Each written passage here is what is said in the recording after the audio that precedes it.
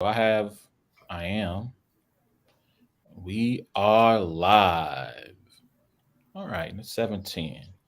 All right, let me get my international specs rolling. Oh, okay. There we go. International specs rolling. All right. And here we go. Hola. Bienvenido al único podcast deportivo que apoyo a los Seahawks anoche.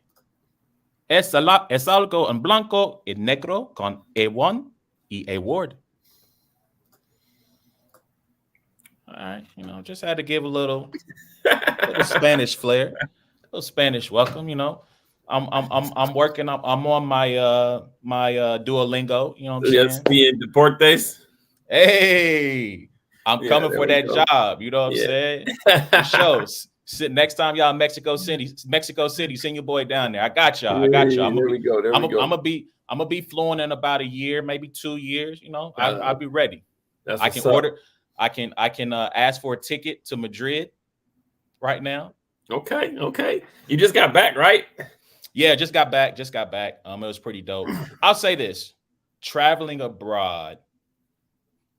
One, it did make me go, yo, I want to learn Spanish. Like it really did. Like I've taken in college, so that I've taken in high school and when I was in fifth grade, I've taken German and French Okay. in my time of schooling. So obviously living in America, I'm pretty sure Spanish is probably the second most spoken language in our country.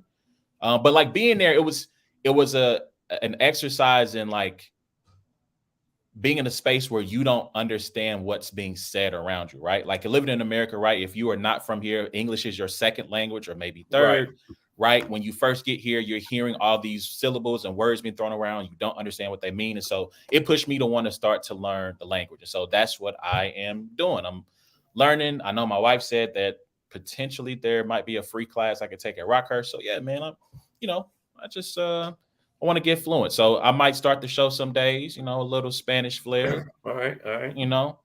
How are you, my friend? Muy bien, muy bien, muy bien. Mucho gusto. Mucho gusto. um, Gracias. But I am yeah, no, I'm doing pretty good, bro. I'm doing pretty good. I am just got back from Philadelphia. So and from what I understand, I mean, and I'm never going to turn down anything that makes a lot of sense. But Mhm. I'm home until February 10th, so that's good. That's a good 6 weeks. No traveling and stuff. So that should be good, man. I'm excited. Got a big battle coming up. Big for me, just because it's in Kansas City, January 20th here in Mm, Kansas City. for So sure. that's really exciting. So that'll be promoted a lot here in the next 3 weeks. Shout out to that guy. Shout out to the platform. Um, Big event. So I'm looking forward to that. And yeah, just looking forward to the holidays, spending time with family, friends, and hopefully getting through them safe and without overdraft fees. So, Yeah. I had my mind ready for the next part, and that that cracks me up. So this battle it's been announced, right? Like it's the one Yeah. that's happening in Kansas. So Yep. I happened to put Gwitty, the album, into the English to Spanish translator, Oh and yeah. it said, and here's what the translation is: Ingenioso el album. Elbow. Album. Oh, so he Ingenioso, still has Ingenioso the el word album. still has the word bum in it in Spanish too, right? All right. Just want to make sure. I just want to make sure that he is bilingually a bum. That's hilarious. That's Yeah. hilarious. Oh, my bad. I didn't see. Shout out to 83 in the building. I didn't, perpetual Pause. hater, First off, perpetual. pause. First off, pause. Come on, 83. Come on, 83. Pause. We'll pause that one. And he says, I mean, listen, if you want a battle war at City of Truth, I'll make sure I'm there for that. I'll be in the service that day. Nah, because I owe him a performance, and he's just getting a poem. He's not getting the whole battle. You know, he's only getting a spoken word piece. That's hilarious. That's Mhm. hilarious. Yeah, even somebody else agreed. They said pause too. Yeah, yeah, But yeah. yo, I have it. Let me get the full. Let me get the full introduction. We thank you guys for tuning in. You can check out every episode of It's a Black and White Thing by going to the podcast app of your choice, searching for It's a Black and White Thing or Brains and Bars. You can also check us out. We're live right now on YouTube. You can check us out by searching Brains and Bars there as well, all one word. And you can also follow us on Twitter, YouTube, TikTok, and Instagram by searching Brains and Bars. All right. So first, we got some sports lined up, but before we get into that, I want to get into the bar side of things. You had a battle that took place a couple of weekends ago Yep. in New York. Shout out to iBattle. Let me say this about iBattle as we talk about your time there this couple of weekends ago. iBattle is, to me, has solidified itself as one of the majors in Mhm. this sport.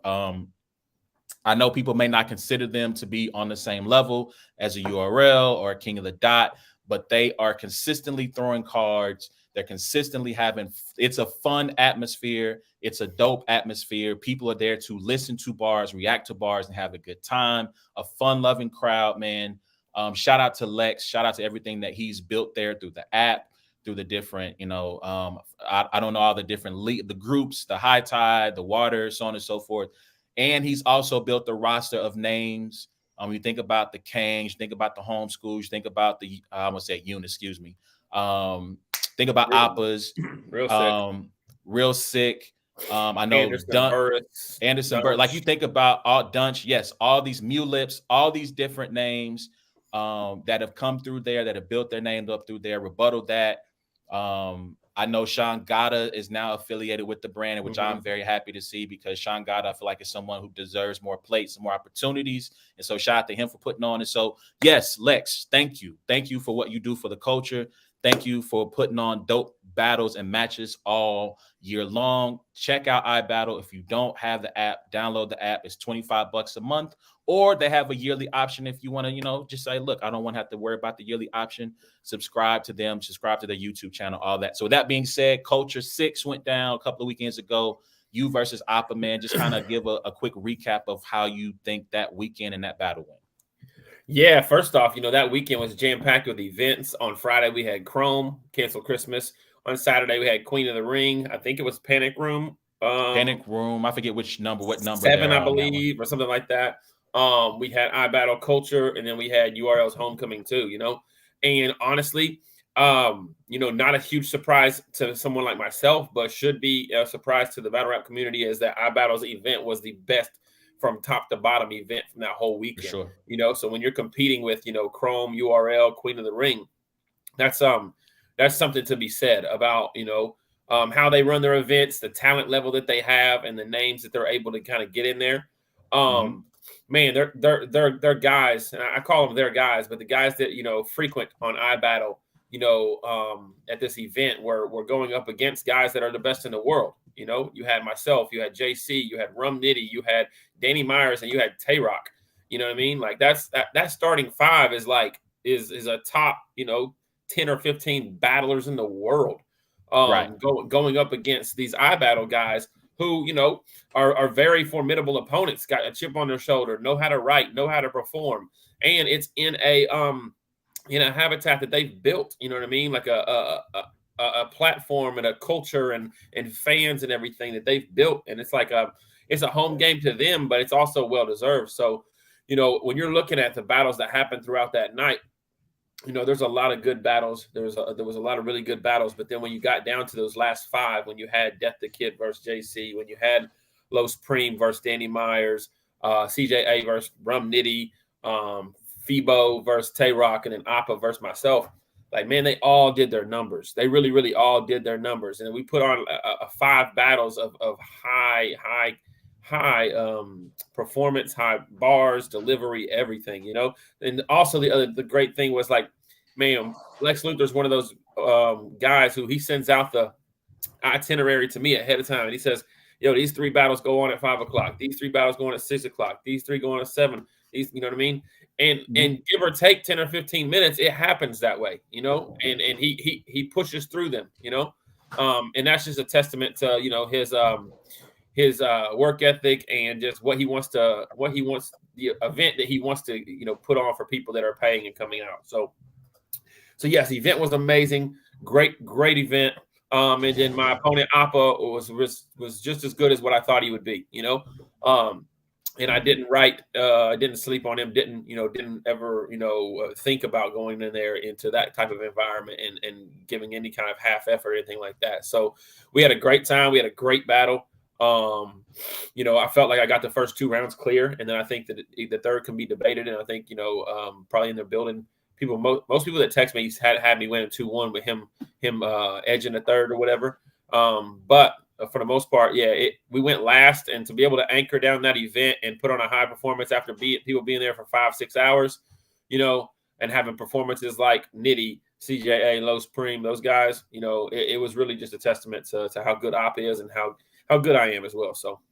For sure. And let me also plug, I believe they have the pay-per-view if you want to still check it out on Caffeine as well. So like if you are a URL enthusiast, if you want to check out again, Nitty, yourself, Danny Myers, Tay-Rock. Yeah, and forgive me because low-key the battle of the night I just totally skipped with Soul Khan and Homeschool. Yeah.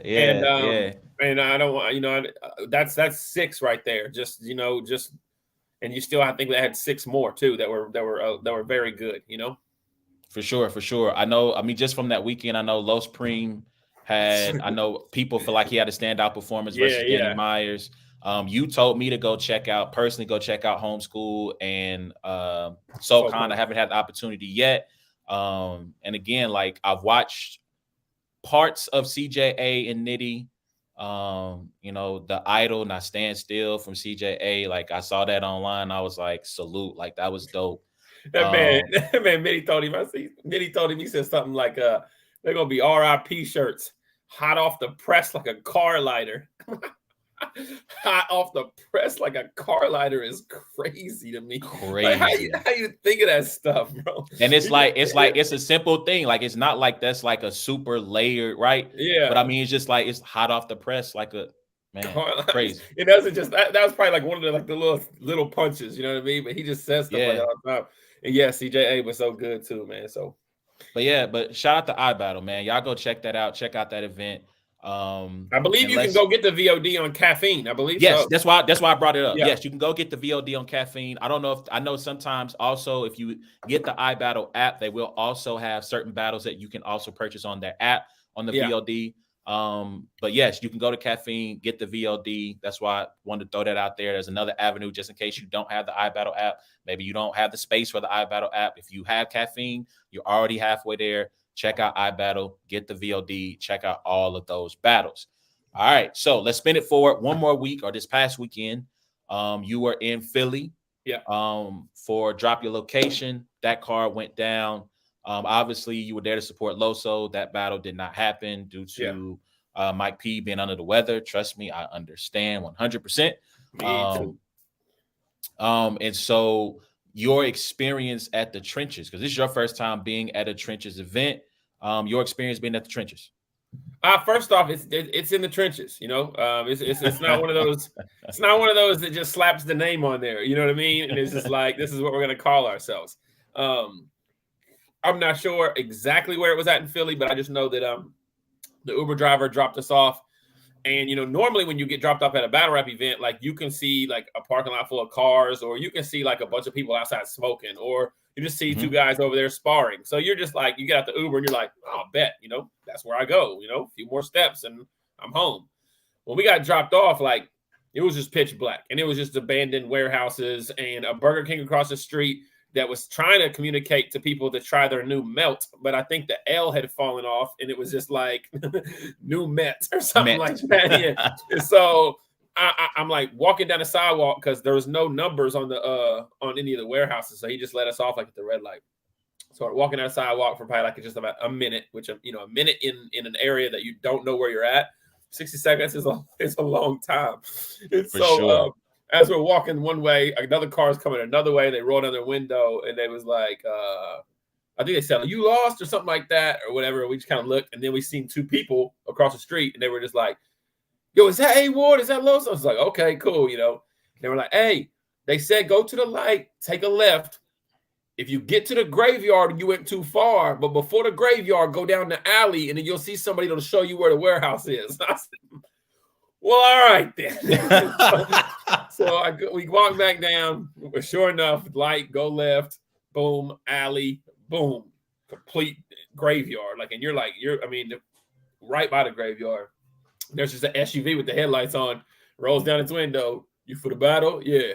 Go all the way down to the end, whatever. So, but as I'm walking down, I'm like, yo, the aesthetic here is pretty cool. I know Avocado does a great job with what he's able to get B-roll wise and, everything. And I'm like, yo, this is really this is really kind of like a trenches type environment, When we got there, it's just a big warehouse. It's huge, it's massive. So, there's probably 200, 250 people in there in attendance. Yeah. But, it looks so small because it's just such a huge warehouse. You know what I mean? So I get in there. We got there when I think Kaboom and Riggs were battling. So we didn't see anything before that. And for the most part, honestly, it was one of those events that's a lot like Cancel Christmas when I went to Chrome. And it's like, unless you're up in the crowd, standing by the host and everything, you just can't hear. They're not using microphones. A lot's going on. People's voice are not projecting and carrying, and you just can't hear. And I'm just not if it's maybe my league or something like that, or Loso's battling, I'm gonna be up there. But I'm not a guy that just stays up there jam packed like sardines. I'm in the back. I'm trying to catch bars, do different things or whatever. But for the most part, it seemed like everybody was enjoying themselves. I could tell you who it seemed like was winning, but I never really was locked into all 3 rounds of any of the battles. And so that's why I came home and I started to watch Easy and John today, so that I could kind of at least know, who I at least had winning for that battle. So what did you think? Did you finish the whole battle? I did not. I finished the first 2 rounds. So, and then it's weird because it was similar. It's similar to the Verb and me battle in a sense that I think mine and Verb's first 2 rounds are our best rounds, and then the third are probably our weaker rounds in the me and Verb battle.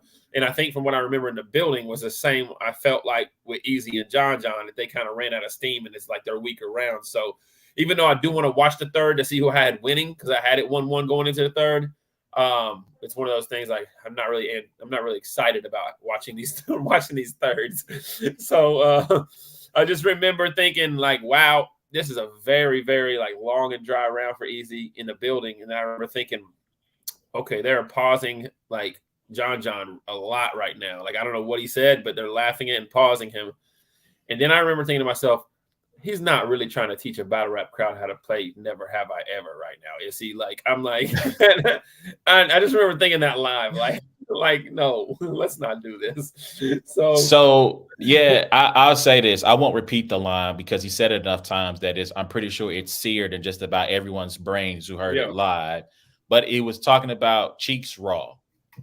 Now, is that from what I've seen on Twitter, that's a battle rapper? I'm assuming, I don't know if it's a battle rapper. I'm assuming he is a rapper who is renowned in Philly, though, because the whole thing about he had NH, because he starts out by saying that was going in your cheeks raw. There's the line that gets paused into infinity. I will say this before I continue. Shout out to him for persevering, and continuing to say the line until he could finish, because it was a part of a scheme. So he starts out by saying it was going in your cheeks raw. And then he was like, y'all don't say pause here, so I guess maybe I should say NH, right? Okay. And so I think Reed ends up being a part of the scheme, right? So he's using all these Philly rappers, because the end of the scheme, he incorporates it how I think that the punch is, this is where he Philly from, right? So he incorporates all these Philly rappers. I think he throws Meek in there. I don't know if he threw AR in there, but he throws a bunch of, not battle rappers, but rappers in there. And it ends up kind of this is where he's trying to rep where he feel he's from. Right. And so that's how he set the whole scheme up. So that was the part that gets paused into oblivion. Gotcha. So, yeah. So, I mean, to me, the Philly part was a little bit of a payoff. I think sometimes with John, like he goes into these schemes and then the payoff isn't there. It's just a bunch of word association to let you know that, hey, I'm scheming right now, guys. Right. And then you end up with a punch. You go, I don't know if that was worth it. I felt like, to me, that particular scheme leading to that punch or where he feels he's from, I thought it was worth it. Okay, cool. I felt like I had it John 2-1. I watched it back again yesterday. I watched it back again the second time because I wanted to make in real time. I had John 2-1. I think it's a decent battle. I think it has replay value. I had John in the first, Easy in the second, John edge in the third. Or actually, I had John kind of getting third clear. I had him edge in the first. So like anybody who has Easy 2-1, I'm not mad at that. I don't think it's a 30 either way. Like I said, it's a decent battle. And if you would like to check that battle out and all the battles that took place on Drop Your Location, go to rapgrid.com. If you don't have an account, create an account. VOD is probably $50. Get the VOD. You can check out with that $50. You can check out John versus Easy and every battle that took place on that card. I know a couple of standouts for performances from that. People really like Zan versus Cashflow Rizzy. She has like a little Philly flow AMG mode. She goes into. I'm trying to think. People really enjoy Bill Collector versus Bad News. Trying to think. People like. I saw some good compliments of Riggs' performance versus Kaboom. Trying to think, is there Clone any and Enes was there? Clone, yeah. So there are some performances on there you need to check out. I think John's first. I feel like John starts his first off really strong. I don't know if that was a pre-buttle where he starts out about the audio footage, Fatty Patties, the chopped cheese. Yeah. I'm not here to cop please or whatever. I like that intro from him. I thought that was pretty dope. I mean the Chipotle, not Cheesecake Factory bar from Easy, super dope. Like I said, go check it out, man. It was a good battle. I didn't get a chance to watch all the event because this event took place on Saturday, right? Yes. I was sick. I have been sick since Friday, so like I didn't get back from Mexico.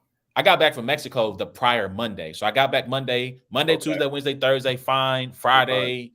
I've been kind of down ever since. So Saturday I didn't even purchase the event, and then even when I purchased, I wasn't paying attention to the main event because I was just kind of in and out. So go check that out, rapgrid.com. It's on there. If you think if $50 is too much for you, since Easy bootlegged my event with Geechee, you could just cash at me $25 and I'll get you to log in. So just shoot IMA Award $25 and I'll get you the bootlegs. So. That's hilarious. But let's get into sports. Y'all let us know who y'all had, what standout performances from iBattle, standout performances from the trenches.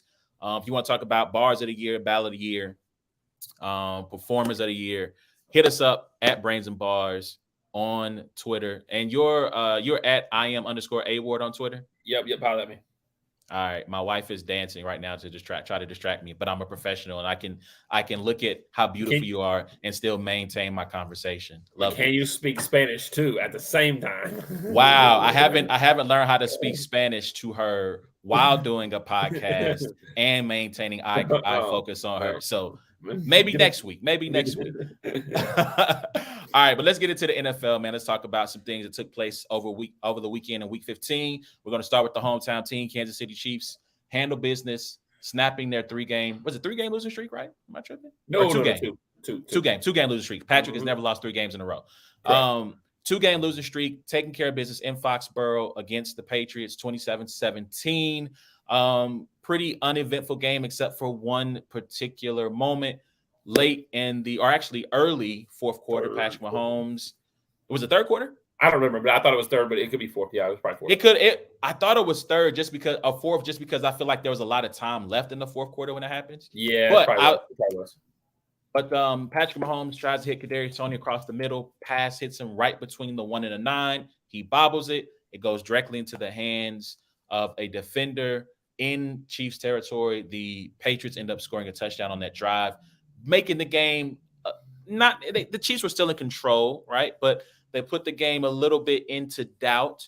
But the Chiefs ended up winning that game. And so there was a lot of talk on social media about Kadarius Toney and his performance this year and overall what should happen to him, because obviously this is not the first time he struggled with drops. It's not the first time he's had a ball hit him in the hands and then him bobble it and deflected directly to a defender. So I will ask you, sir, if you were Andy Reid, Brett Veach, what do you do with Kadarius Toney?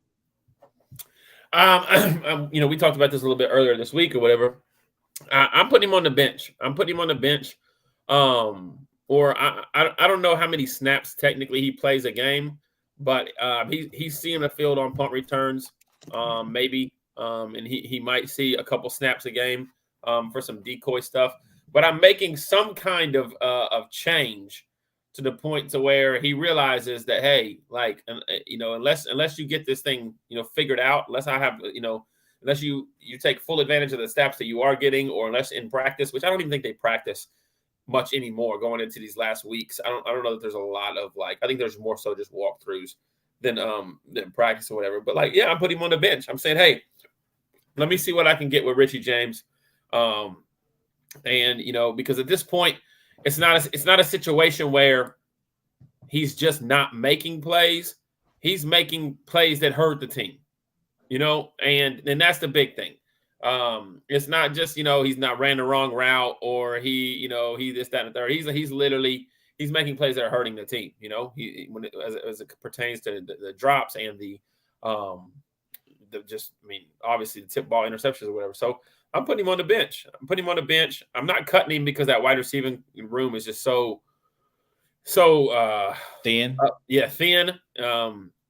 But I'm going to give some other guys some opportunities for snaps that he's getting. Sometimes it just takes throwing somebody on the bench in anything to get their head. We might bring him back and start him the next game and be like, and he might come out of it. So. But I just don't think you can just keep giving him the snaps, keep doing the same thing, and have any kind of expectation, because then there's no accountability for him just not playing well. So for context, Rashee Rice led all receivers with 60 snaps, which was 92% of the reps on Sunday. Then there was Justin Watson, 44 snaps, and then Kadarius Toney with 26. I'm pretty sure after that, I don't know how often he was on the field after that play, but only 26 snaps on Sunday. So I agree. Like, I thought, I ain't gonna hold you. My first thought was cut him. I get the room is not, in tip-top shape. I get it's thin, but like you said, you got Richie James. Richie James plays the same position as him. Mecole Hardman's coming back off of IR. I think they opened his practice window this week. He plays the same position as Kadarius Toney. Get him to the bench or cut him, because not only you've had this issue now in the first game of the season that led to points. You had this issue in this game that put the Patriots in great position that led to points. And let's just say, granted, one play does not win or lose a game, to be fair, right? But what if that is the play that gives the Patriots the confidence, and then all of a sudden now they're unstoppable, right? And now all you momentum people, here's your chance to chime in. What if that's the play that gives them the momentum and the Patriots come back and win that game? Like, everybody's going to point to that play as the turning point, as the thing that changed the tide in that game. And so my thing is this is who Kadarius Toney is. I posted a video in the group, maybe not the group we're in. Me and Reese had I'll talk a little bit more about this in the next question, but we had a back and forth about what to do with Toney and who's at fault and who's to blame, where I posted that video from the Senior Bowl where he runs an impeccable route. He sends the defender the complete wrong direction. He's wide open. There's no one around him. He throws the ball. He drops it. This is who he has always been. And I get it. He has all the potential in the world to be a at worst 1B, number 2 receiver, I think. But he has the potential to be a 50, 60, 70 catch a year player. However, you cannot trust him. And it's like to me, the analogy I use was, it's like having someone who's a talented cook, a really good cook, and you go, you know what? They can cook amazing meals. It's just that 8 times out of 10, they burn the food. And it's just like, well, what does that do for me if more times than not, when I ask you to make bacon and eggs, you burn the bacon and the eggs are fried too hard? Like, what am I supposed to do with this? Like I can't. Bacon is much better burnt, by the way. The crispy bacon that just snaps. Oh yes. I don't need no burnt bacon, bro. Yes. Like yes. Would you like your bacon crispy? Yes, but once you start to get the black, you start to lose. Now, because I am a bacon connoisseur, I will eat certain parts of burnt bacon. Right? It doesn't deter me unless it's like completely charred. But my point is, like, you can't have that. You can't have that, and so I can't trust you in that moment. And I think you saw a lot of frustration from Mahomes in that point. And somebody tried to read his lips, and he something like I bleep and can't, like how he was going off, right? And so I am with you. I probably would bench and probably give strong consideration to cutting him, because to me, at some point, you're gonna throw that ball to him in a big spot, and he's going to do the same thing he's done all season. He's not changing. I got this comment here. I understand the frustration with Tony, but you have to give him a chance to correct his mistakes. He's young. He's in his third year. Like, I don't know how much time you get to correct these mistakes. The other thing is this. A running back comes in and fumbles the ball, they sitting down. Like the way we treat running backs that don't have ball security, they don't know how to pick up blitz coverage or whatever. Your quarterback gets hit, you fumble the ball, they sit down. They might not see the field for to the next game.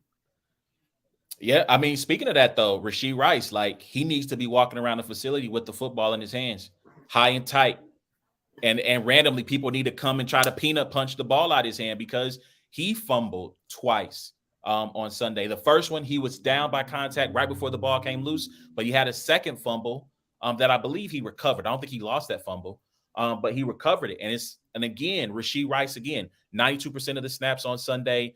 I think a career high in receptions. I don't think it was a career high it might have been a career high in yardage. Or no, I think he went over 100 yards the previous week. But a career high, I think, in receptions. Got his 7th touchdown of the year. Even on that touchdown, he almost dropped it. He bobbled it, and then to hear McKinnon say, "Oh yeah, we improvised that." The call was for me to hand the ball off to him, but we knew he was a touchdown away from, I think, either tying or setting the rookie record for the Chiefs for touchdowns in the rookie season. And so we improvised that on the fly. And I'm like, bro, first of all, y'all having enough time as it is scoring points. Number one. Number two, your man's almost messed that up for both of y'all because he couldn't execute. Like, bro, like, but you know what though? I'm okay with it because it's an incomplete pass. You know what I mean? But here's the thing though. He juggled it, and there's like a lot of traffic. There was a lot of traffic. Dog, I'm saying there's a lot of traffic about that. So to continue the discussion about the Chiefs real quick, me and the homie Maurice Elston from Arrowhead Pride, we had a really good conversation, good back and forth about assessing who's at fault for the struggles of this Chiefs offense. Right? We were really heavy in our group. We were really going in on Tony, saying, look, you got to get, like we talked about. Let's go with not Ross, Richie James. Let's go with Richie James. Let's go with Mecole Hardman. Bench Tony, cut Tony. And he goes, well, I don't understand why you guys are being so hard on Tony when Pat throws a terrible interception, when Travis Kelce drops a pass in the end zone that could have went towards points. And they ended up having to settle for a field goal later on that drive. He's like, to me, that's the problem. The play calling's the problem. The line's the problem. He's like, nobody in the offense is performing up to a consistent standard that we've come to know under the Mahomes era. So I'll ask you, given the fact that Pat has had some bad mistakes, or Patrick, he's had some bad mistakes. Kelce's had some crucial drops, some critical drops. Should we hold Mahomes and Kelce to the same standard that we are holding Kadarius Toney? Absolutely not. I'll hold Kadarius Toney to that standard when he wins us games. Mahomes and Travis Kelce wins the game. They Chris Jones wins the games.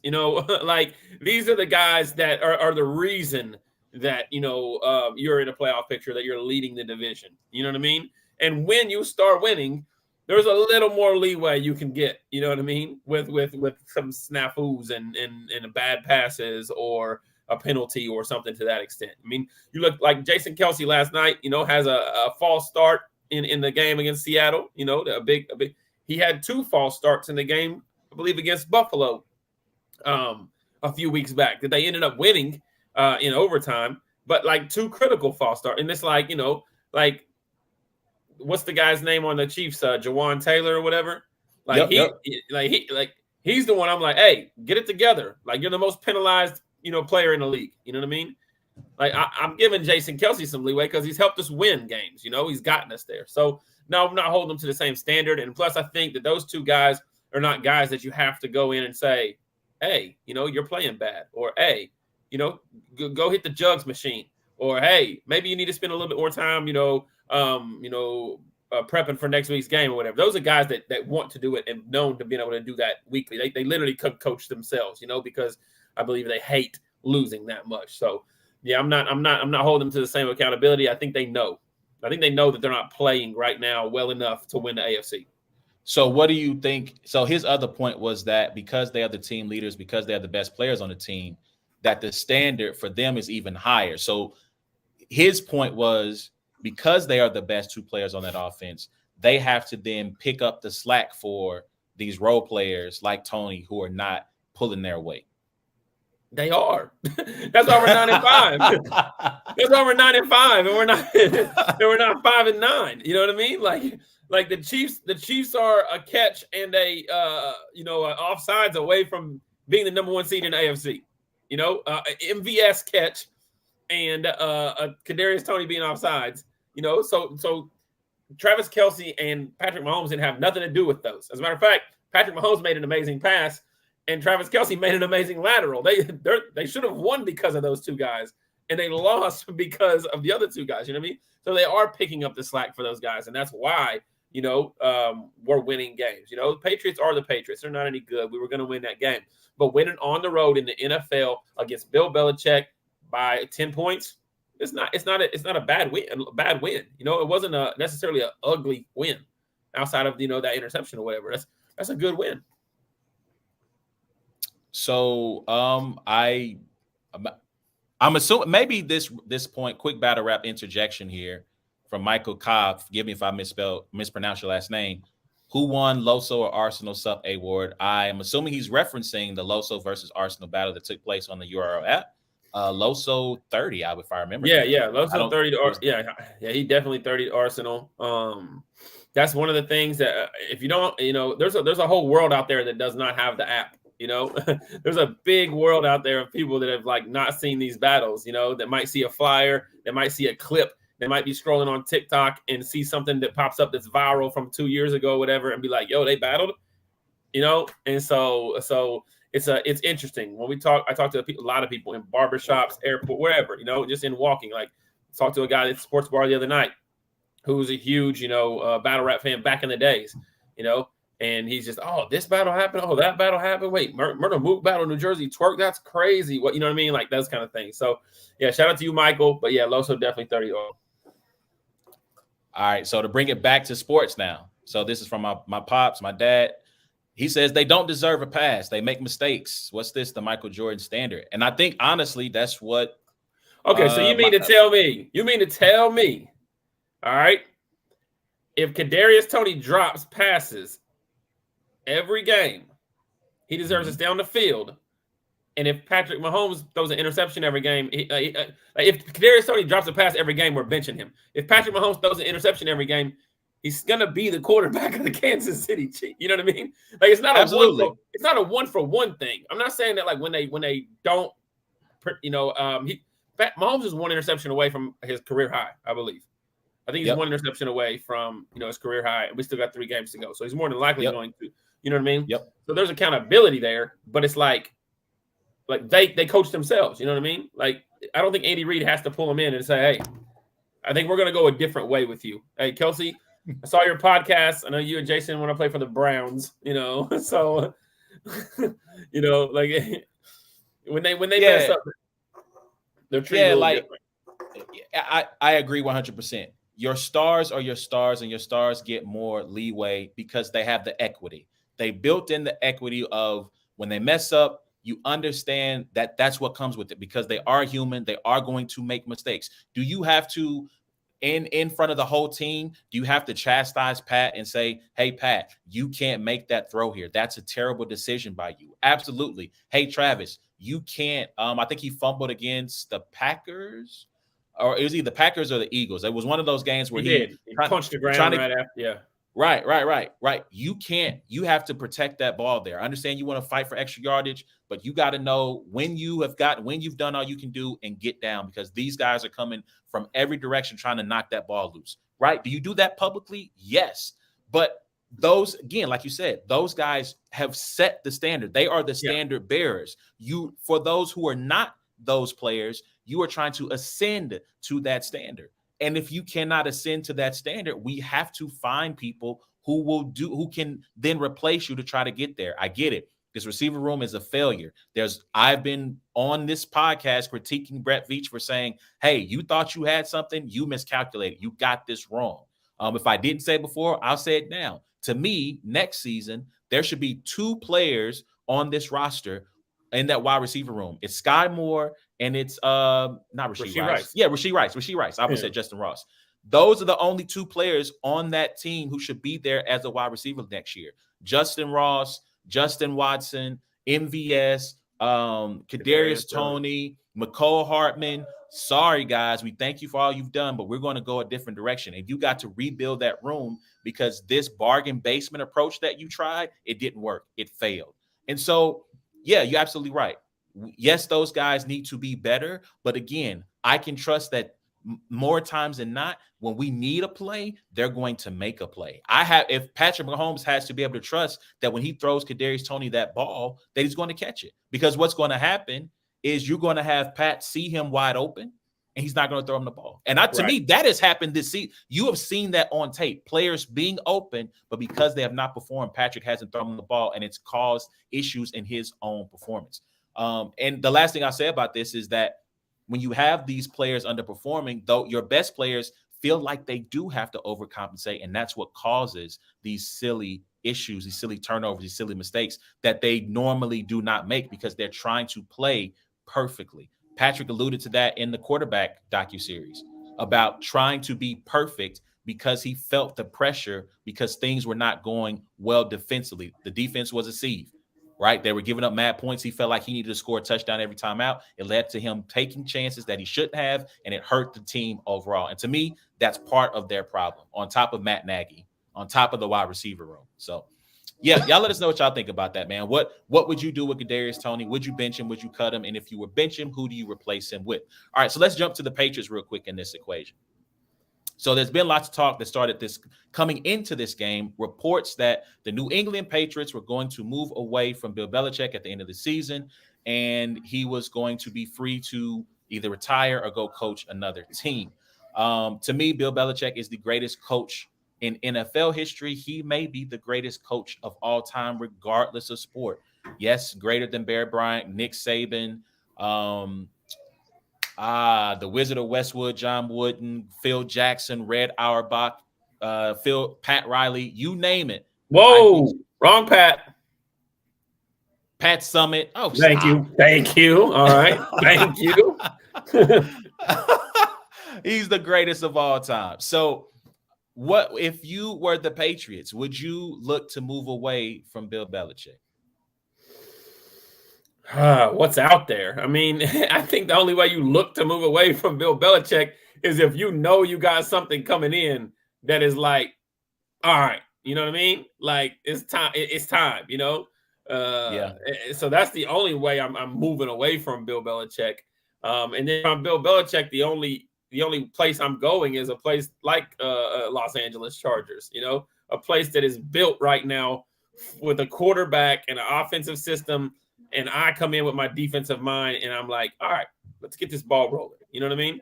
So I think both of those situations have to be a good marriage. You know, the Patriots going to have to know who's coming in, and Bill Belichick, if he's going to keep coaching, he's going to do the Sean Payton thing. He might even sit out a year or something like that, but he's going to wait till the situation presents itself.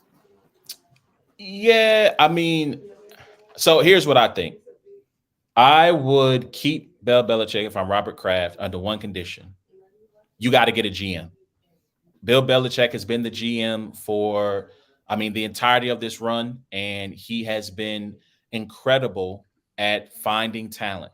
But I think he is losing if he hasn't lost his magic I'm going to say this, but I know if anyone's listening, they're going to pause it. He's lost his magic touch.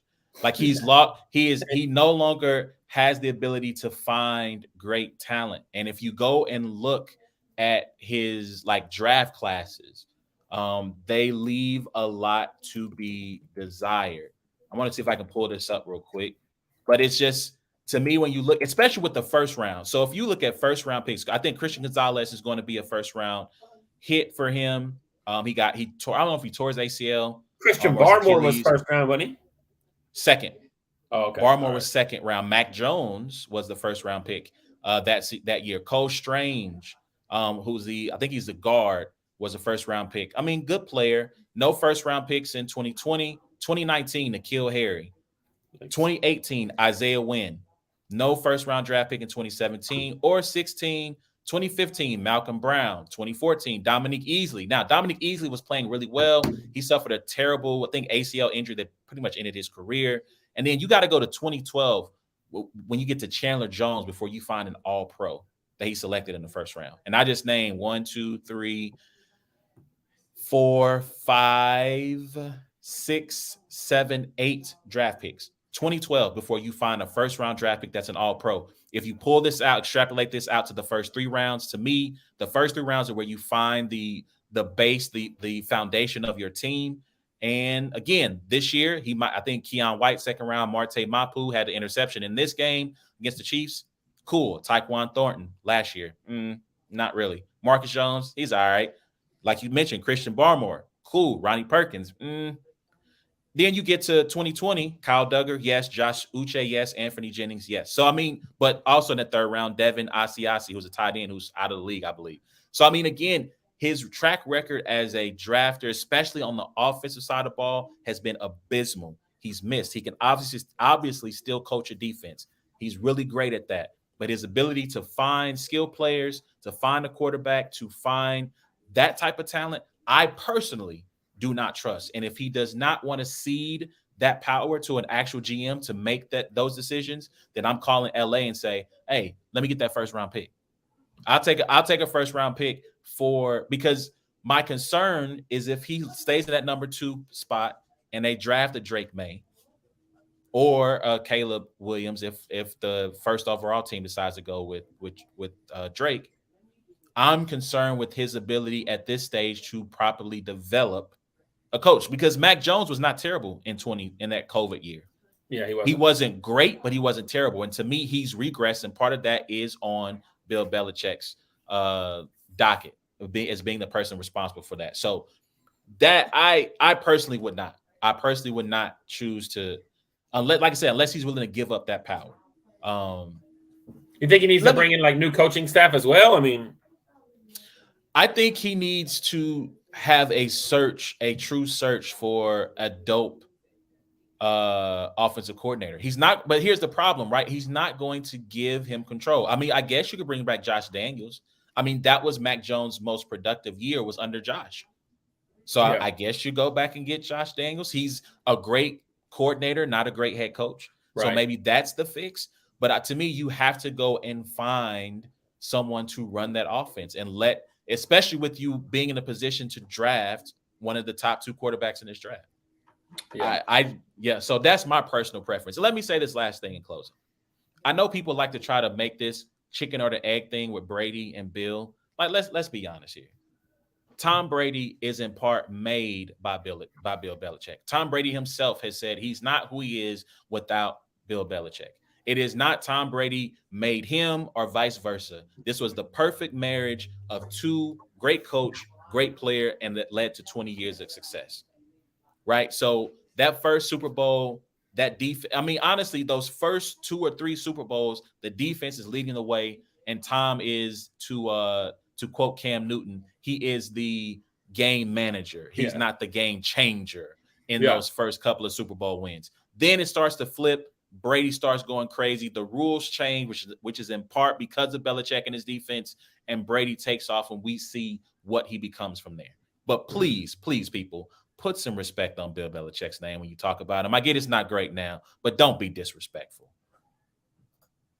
Y'all let us know what y'all think. Let us know what y'all think about that. What should the Patriots do with Bill Belichick? Should they let him go? Should they trade him? Should he stay? Hit us up at Brains and Bars on Facebook, Twitter, and YouTube. All right, so let's jump into some of the other storylines around the league. Last night on Monday Night Football in Seattle, the only time I will ever root for the Seahawks they stunned the Eagles 20-17 to win in a fun Monday night game. I did not get to watch, by the way. I was a little busy, but they stun them. Philly loses their third straight game. They're now in 5th place in the division. The Cowboys hold the tiebreaker over them as it currently stands. So let me ask you this. Is this slump from Philadelphia an anomaly, or is it a sign of things to come in terms of their future, their odds of being a Super Bowl contender? I think it's somewhat of an anomaly. I mean, they had a 6-game stretch that was just 6 very, very tough opponents, if I'm not mistaken. They get the win against Kansas City. They get the win against Buffalo in overtime. They lose to Dallas. Then they turn around and they lose to who they lose to Seattle. outside of Seattle. But then I think they lost 49ers, San Francisco, yeah, Dallas. So the Seattle game was one of those like, nah, this is supposed to, this is, but losing to the Cowboys and the Niners, I don't think it's kind of like those are 2 very, very, very good teams. I think what it is that when teams like the Chiefs and like the Eagles are starting to take a few lumps down the stretch, it's kind of like ain't nobody scared of y'all anymore. Not that they were scared, but ain't nobody don't make look at you like you walk in with that swagger, like you're the team to beat. Like, if you get the ball last, it's a W. You know what I mean? And I think with them both being like the returning teams from the Super Bowl, like no team in the AFC is looking at the Chiefs like that, and no team in the NFC is looking like the Eagles like that. Now, can the Chiefs beat anybody in the NFL? Yes. Can the Eagles beat anybody in the NFL? Yes. When it's all clicking. So I definitely think the 3-game stretch. You love to see it because their coach is just so easy to not like. You love to see it in that aspect. I wish that it would have been Geno Smith that beat them. I'm not the biggest Drew Lock fan, but I do like Geno. But I do like a lot of the guys that play for the Seahawks. So yeah, he got the backpack. I definitely think that they're gonna right the ship. I think that they have 3 very winnable games coming up to end the season. Kind of like the Chiefs. They got the Giants twice. Yeah. And I'm trying to think who that 3rd game is against. The Cardinals. Okay, yeah. So that the Chiefs and the Eagles should definitely, there should be no more losses going into the playoffs. The Cowboys are the team that you need to look at and say, hey, I think they got Baltimore, they got the Dolphins, and they got one other tough matchup. I don't think it's Baltimore. They got Miami this week. I think. Oh no, San Francisco has Baltimore then. San Francisco has Baltimore. Oh, they got the Lions. So Cowboys finished Dolphins at Miami, home the Lions, on the road to the Commanders to close. Okay, yeah. So 2 back-to-back tough games. Yeah, and after the way the Cowboys looked, Miami and the Lions are 2, especially with the Lions fighting for a 1 seed. Hell, that Baltimore game 7 weeks in a row now. The underdog has won Monday Night Football. 7 weeks in a row. The underdog has won Monday Night Football. And the Ravens will be going up against the 49ers on Monday Night Football. Wow. Okay. I'm pretty – well, that makes me feel good. Philly, I think Philly is in trouble from this standpoint. I think they needed to win the division. I think if they could get 1 home game, I think they could probably go on the road and beat. They can beat the Niners. Well, I still think they'll win the division. I mean, there are 3 games up against it. I don't see the Cowboys winning all 3 of those games. Okay, we gonna put a pin in that. We're gonna circle back to that. Cowboys have the tiebreaker right now. Right, Cowboys have the tiebreaker right now. Yeah. But I do think Philly, if they have to try to go from the wild card to the Super Bowl, I don't see them. Mm-hmm. They'll beat as a 5 seed. I think they'll beat whoever the NFC South representative is. Right now it's Tampa Bay. Tampa Bay can be a tougher out, although they did play. They were a Hail Mary pass away in which I believe one of those players were interfered with. I know Chris Godwin was Chris Godwin was interfered with on his way down the field. Otherwise, he would have been in position to catch the ball. Yeah. But I think they'll beat Tampa. But going through either San Francisco and or Dallas at home to make it to the Super Bowl, I cannot see that happening. Yeah. Let's jump ahead to Dallas. Dallas. Who are they? They got Buffalo Stampede, right? They got run over literally in Buffalo. James Cook has a career performance against them, runs all over the field. And I think that's the question, right? They were riding this wave. They had beaten, trounced Philly at home. They have been smacking teams upside the head at home. And I think the thing that people were saying, and we're saying that's like, hey, can they travel? Can they go to somebody else's stadium? And it was a mess against Buffalo. 15-yard penalties, keeping drives alive, couldn't stop the run. Josh Allen is Josh Allen, and it's 31-10. And a team, if anybody needs home field advantage, it's the Cowboys, because obviously they play like champions at home, but they seem to be frauds on the road. I hate to use the word frauds, but they are not good on the road against good teams. And so I'll say this, and I'll let you talk about the Cowboys, and you can talk about their identity crisis and who you think they are or are not. I said last week on the show, I mentioned the 2014 Royals and how that was the team that made it to the World Series, Game 7 against San Francisco. And leading up to that run, Royals fans, when the Royals are good, this is a great town to be in because they are super excited about this team. But I said, hey, do not get your hopes up and invested in this team. Make them earn this fandom. Don't, because they might let you down, right? Cowboys fans, I get it. You're super confident. Let me speak to you in the language you understand. Hold on one second. Let me get the boy shades on real quick. These are the scammers. These are the international vibe shades, and these are down the Cowboys shades. Listen to me, Cowboys fans. Listen, I get it. You're super confident. You believe even when they're below 500, a number one overall seed of a team, that they're always a play away from the Super Bowl. But make this team earn your trust. They have not earned your trust this year. Yes, there's their Super Bowl against San Francisco, laid an egg. The Super Bowl against the Philly, the first game, couldn't finish. Super Bowl against Philly, and the next time they handled business. This was not necessarily a Super Bowl game. Maybe it was a rematch from a previous Super Bowl, right? But this was a big game because they need to continue to win in hopes of getting number one seed. They dropped the ball. Make them earn your respect and your love and your admiration. Do not get your hopes up with this team until they show you that they can win, not just at home, but on the road. All right? Y'all them boys. I'm not them boys. Y'all them boys. Until next time, Dallas fans. All right, I'm done. That's my speech to Dallas fans. All right. But so I'll ask you this question. As we look ahead to next week as they take on the Miami Dolphins in Miami. These are two teams that a lot of people have been critical of. They're not beating anyone of note, right? Their Cody resume is lacking. Facts. So looking at this game, who do you think will be the victor between the Cowboys and the Dolphins? And I'm going to, and before you answer, I'm clipping this down and sharing this to Ricky and Los. So choose wisely. All right, so I am picking the Dallas Cowboys. I'm picking the Dallas Cowboys to win the game in Miami, if I'm not mistaken. Correct, right?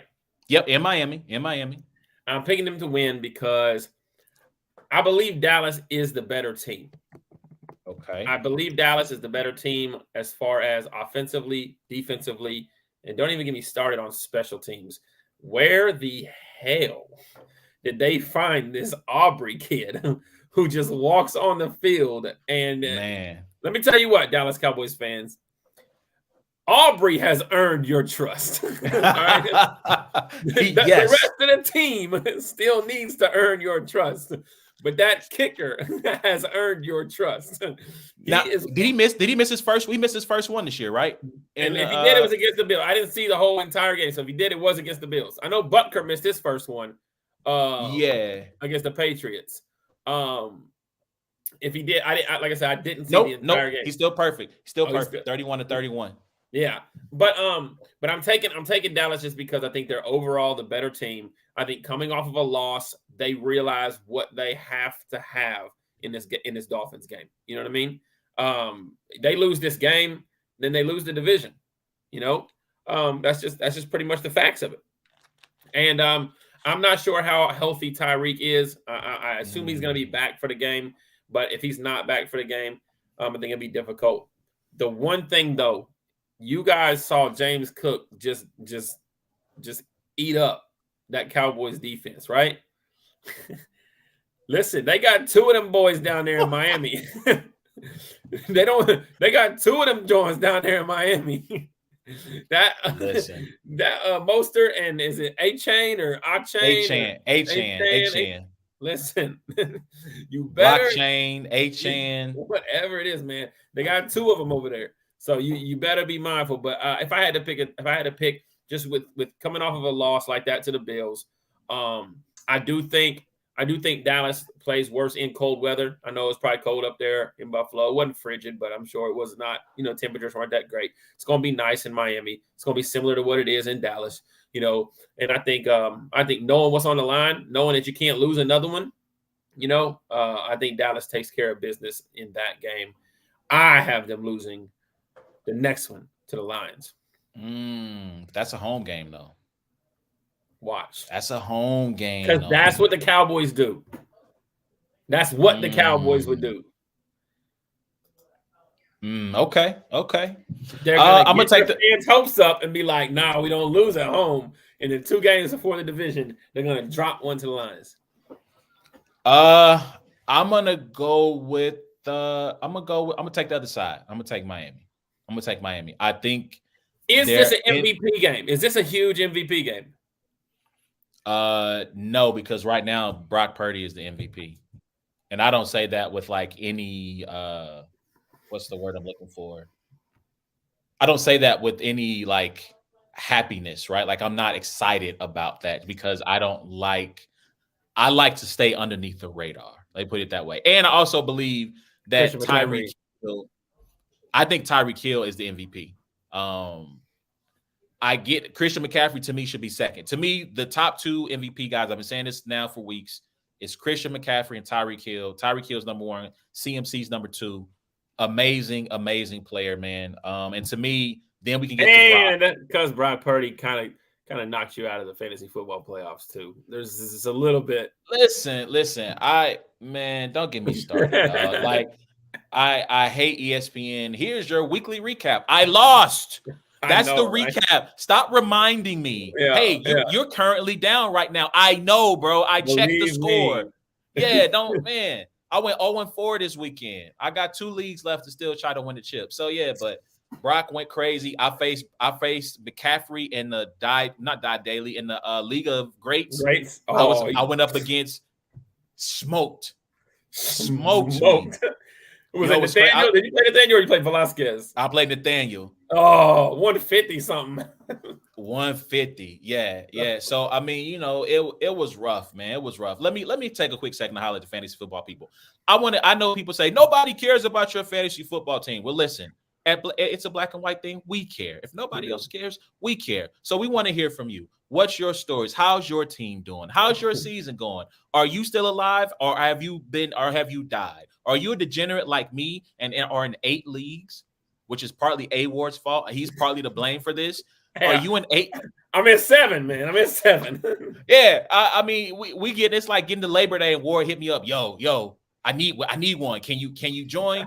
I'm like, I don't know, bro. Man, I already told me you were super cool, bro. Come on. All right, man. All right, bro. So, are you a degenerate like myself? Let me tell y'all a quick story about Mr. Dan, aka A1, aka Carlos, aka the man of many leagues. All right. Oh, we're in a dynasty league, right? A keeper dynasty league where you keep like all your players every year, right?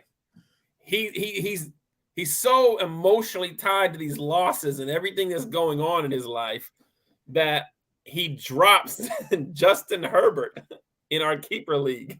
Listen, bro. I'm in 8 leagues. Like first of all, I started off like 5-0, 4 or 5-0 in the Dynasty League, and only won like 2 of my last like 7. It just completely fell apart in that league because I didn't quite understand how the Dynasty thing worked. Well, 2, Cooper Kupp, Aaron Jones hurt all doggone season long. Yeah. Before Herbert got finished for the season, his performance tanked, so my team fell apart. That's another story. But I was in so many leagues, and I'm just like looking at some of the wreckage and the carnage, and I'm like, oh yeah, Herbert's done for the year. So yeah, no reason to hold on to him. He'll be there to pick up next year. And I dropped him, and then somebody in the chat goes, and as soon as he went, I went, oh snap, my bad. Like, yo, Commish, do your boy solid. Bring him back, please. I didn't mean to do that. Yes, please. But nah, man. But yeah, hit us up, man, at Brains and Bars on Facebook, YouTube, Twitter. Hit us up. Let us know how your fantasy team is doing or did this year. All right, let's jump into the last topic so we can close out for the night. We're going to close on. Actually, let's talk about the Bills real quick. Are the Bills the most dangerous team in the NFC and the AFC? Excuse me. No. I think. I don't know that there's a dangerous team in the AFC, but I mean, I guess if you say there has to be a most dangerous, I always think that we're 1 week away from saying somebody else is the most dangerous. The Bills could easily lose the game this week, you know what I mean, and be like, not even making the playoffs. You know what I mean? How you gonna be the most dangerous if another loss keeps you from the playoffs? Period. I mean, they're playing the Chargers. Now, granted, it's in LA, but they're playing the Chargers, and we just saw what happened to the Chargers against the Raiders. Hey, Max Duggan needs to start for the Chargers. At least that man that's similar to when Tim Tebow was winning games. They need to throw Max Duggan in and see if he can run a quarterback draw. I don't think. I would say that the Chiefs and the Dolphins are still as dangerous as the Buffalo Bills.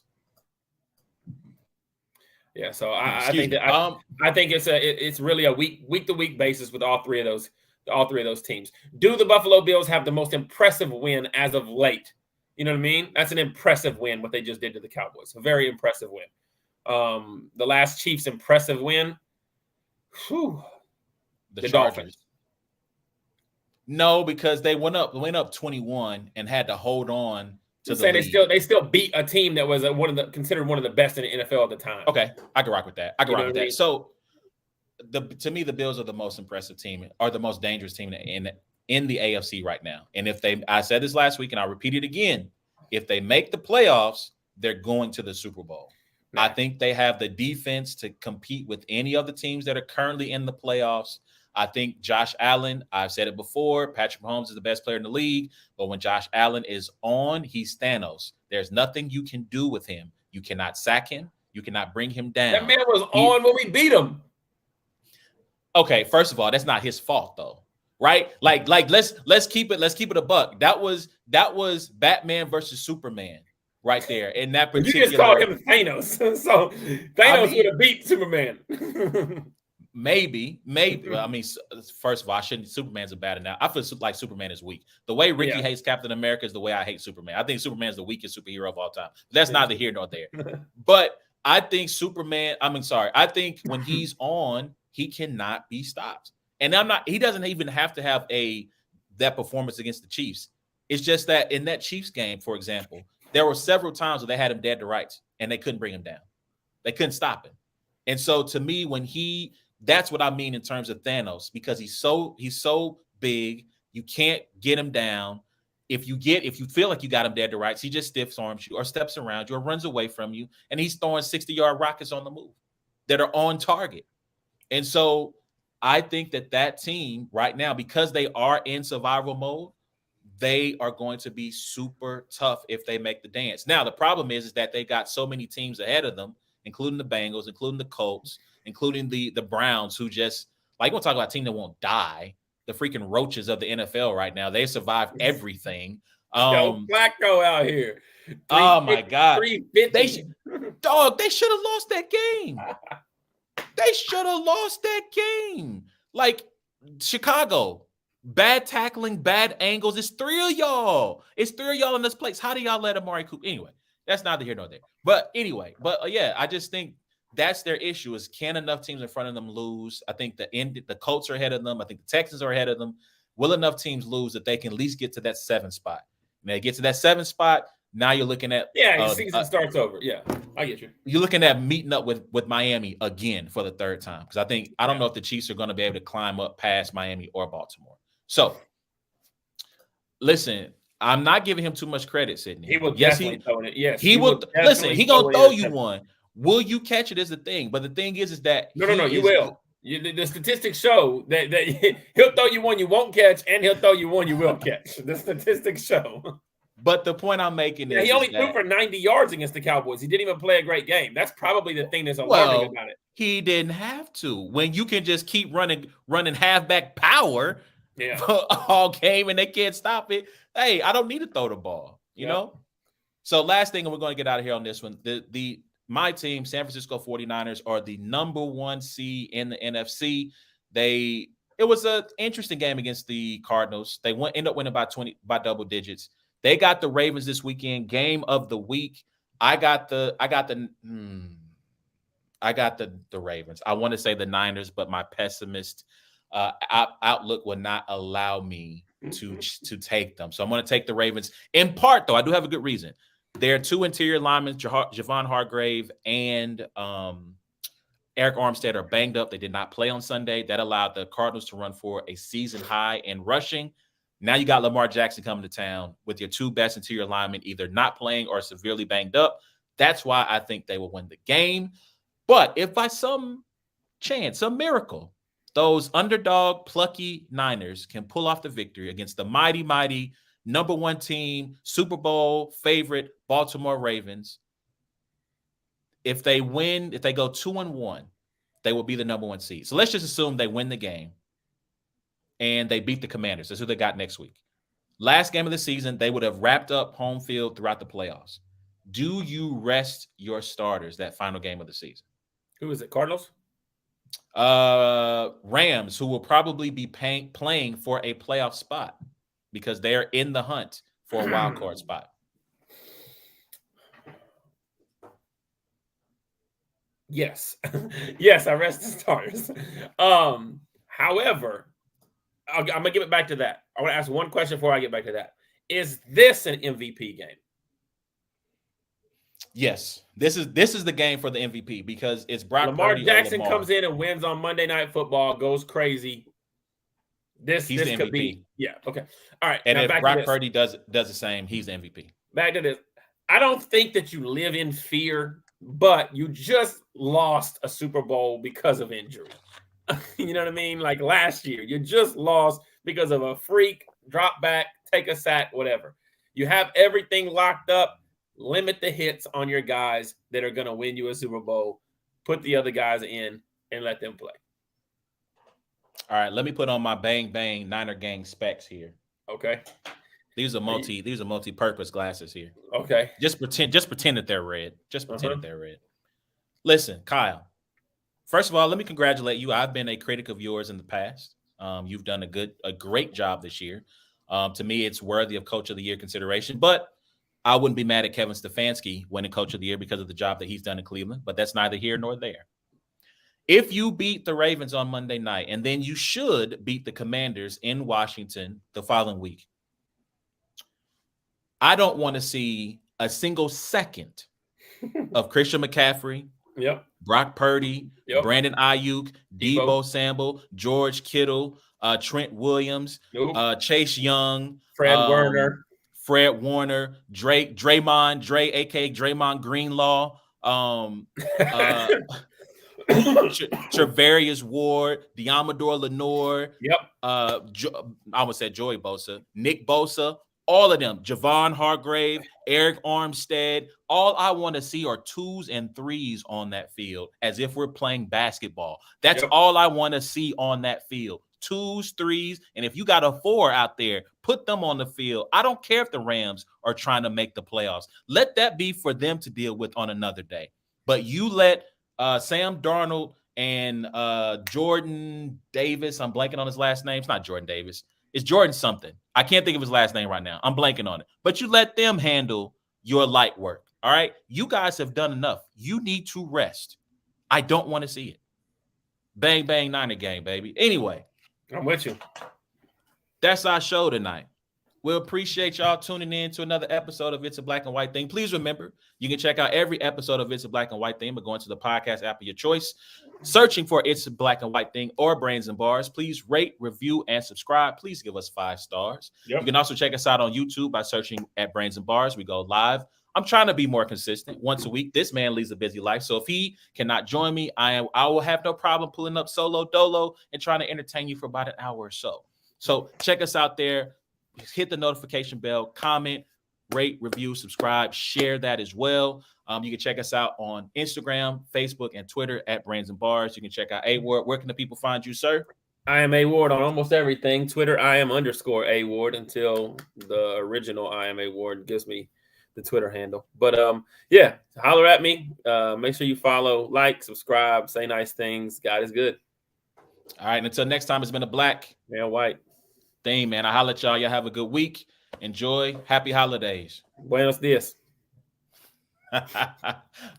No, it's not. It's adios. Good day, adios. Right? Have a good day. Buenos dias. Buenos dias is good morning. Oh, buenas noches. Good night. Buenas noches. Good night. There you go. Yeah. Right. Hasta luego. Yeah. There you go. Hasta la vista. All that good stuff. Yeah. Ciao. I'm pretty sure that's Italian. But doses. We out. All right, y'all.